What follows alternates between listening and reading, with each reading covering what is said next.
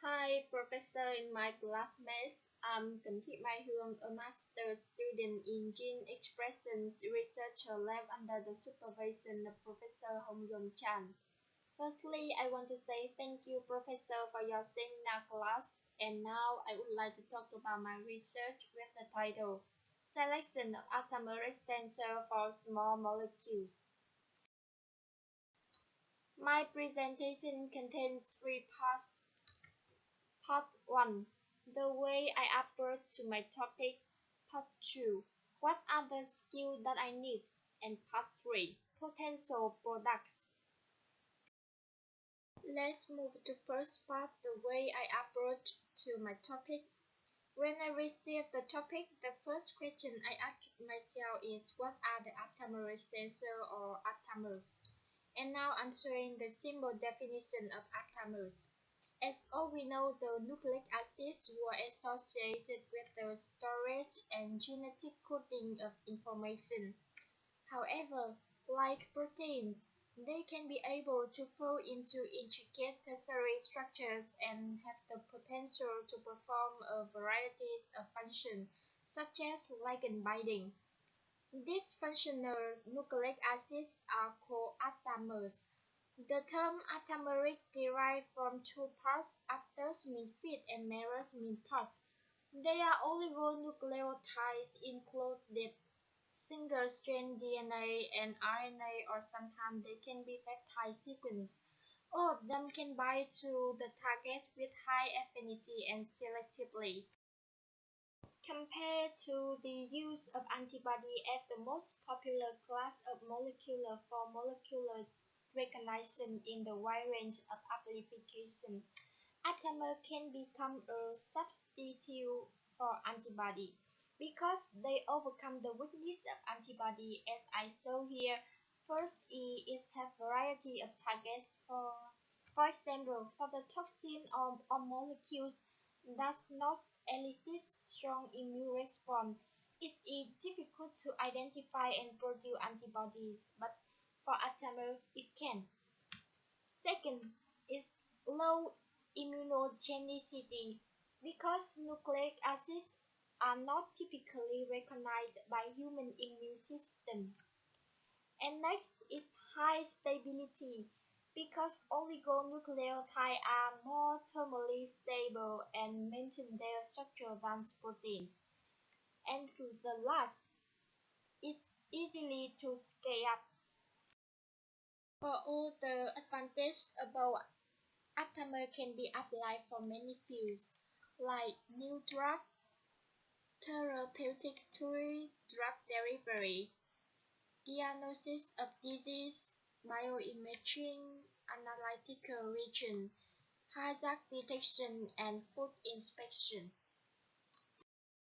As I said before, aptamer can be used for many kinds of targets, for example, tumors, cells, tissues, protein, and small molecules. In this time, I focus on small molecules, and in detail, my target is hippuric acid. Why it necessary? As all we know, glue, paint, gasoline, and tobacco smoke are the most popular sources of toluene. Toluene is a member of volatile organic compound, and many hazardous health effects of occupational exposure to toluene are recognized, such as neuropathy or many skin problems. When humans exposed to toluene, the metabolism happens via two ways. First way is side chain oxidation, and it becomes benzoic acid. After bridge with glycine, it will become hippuric acid. And another way is ring oxidation, and it creates epoxides. All the metabolites excrete via urine. And in here I focus on first way because 70% of toluene metabolite is hippuric acid, and my purpose is isolate aptamers for recognize hippuric acid in urine. So to do this, what are the skills that I need? Firstly, I need to learn select processing. Select means systematic evolution of ligands by exponential enrichment. In here, target binding oligonucleotides are selected from a random pool of sequences through iterative cycles and affinity separation and amplification. Firstly, we need to prepare a random single-strand DNA library, and then hybridize with biotin capsule strain. This structure can birepeat, and we can select the single-strand DNA have the affinity with our target via affinity chromatography. Let's talk in more detail. After we prepare the library, the target will be incubated with the library, and we can get some sequence have the affinity with our target, and then watching to remove the other sequence. After that, we need to amplify the sequence via PCR, and the products will be incubated with negative counter that have a similar structure with our target, and the some sequence can bind with negative counter. We need to watching to remove them, and we amplify the rest of sequence, so do more route to get the sequence that have strongly and selectively binding with our. After we get the sequence, we do cloning to amplify and purify them.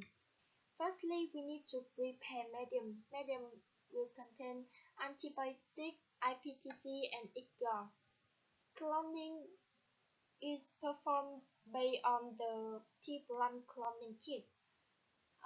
PCR product ligase with T-plant vector. Transform to E. coli DH5 alpha strain, and then spreading on the medium. If the clone contains no DNA insert vector, the lactase alpha peptide and lactase omega peptide will be translated and form functional beta-galactosidase. If the clone have the DNA insert, lactase alpha peptide could not translate, and then functional beta-galactose could not form. Moreover, the functional beta-galactosidase can hydrolyze IgG to form blue pigment, and after some days of culture in the petri dishes, blue and white clones will be formed. We only pick up the white clone to sequence and do mini prep to extract. After we have sequencing results and plasmid, we choose the plasmid that have highest the number of copy, and then we move to aptameric sensor validation. We need to calculate the KD is present to the effective to aptamer. To know the KD, we need to do quencher testing. Firstly, incubate the mix of sensor strain and a two-fold serial dilution of quencher to hybridize, and then pour the mix in 96 well dishes and incubate it in the dark. After that, rest on the fluorescent plate reader, and then calculate the KD effective one, like the formula I show here. After this, we decide the ratio of quencher and stand to move the next step in sensor testing. For do the sensor testing, we incubate the mix of sensor strain and quencher with the suitable ratio to hybridize, and then combine the mixtures in a serial dilution of target with the same volume.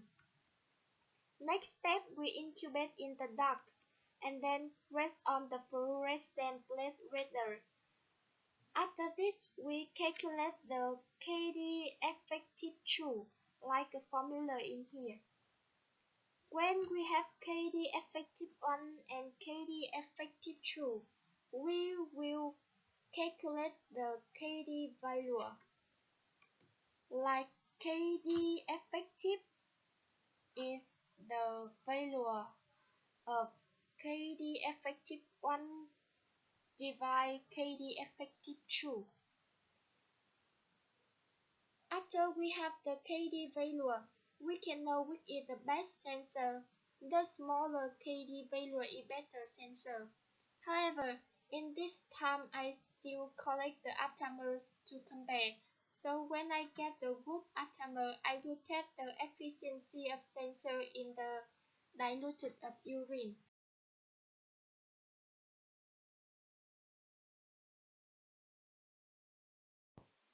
And move to the last part, potential products.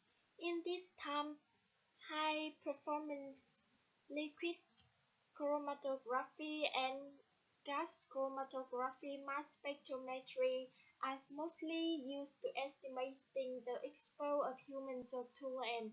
They are sensitive, however, take a long time. So in the near future, I hope we can apply aptameric sensor to produce quick tests for urine metabolite formed by volatile organic compound. It means not only toluene but also benzene or silane. And in the near future, when I come back to my countries, I want to extend to another small molecule that contain in pesticide or toxic compounds. This is the last slide of my presentation. Thank you for your watching.